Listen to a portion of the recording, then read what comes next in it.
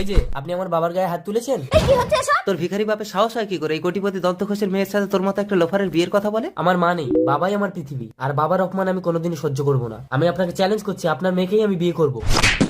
দাঁড়াও মীরা, আমিও তোকে চ্যালেঞ্জ করছি, তুই যদি আমার মেয়েকে বিয়ে করতে পারিস তাহলে আমার বউকেও তোর বাপকে দিয়ে দেবো। কি গো? তোমার মেয়ে মুক্তিকে তো তুমি চেনো মীরা, মচকাবে তবুও ভাঙবে না। আই লাভ ইউ মুক্তি। ননসেন্স। এই কি হচ্ছে এখানে? দেখুন না স্যার, এই ছেলেটা আমাকে আই লাভ ইউ বলে ডিস্টার্ব করছে। এই কি বে, একটা অচেনা মেয়েকে দেখে তুই আই লাভ ইউ বলছিস? ও ম্যাডাম, এ তো কথাই বলতে পারে না, আপনাকে আই লাভ ইউ বললো কি করে? সত্যি বলছি এই স্যার। ঠান্ডাবাড়ি থানা চলুন, আপনাকে মানহানি মামলা দেবো। স্যার এত বড় কেস আমাকে দেবেন না, আমাকে কি করতে হবে বলুন। একে বিয়ে করতে হবে। বাবা মা।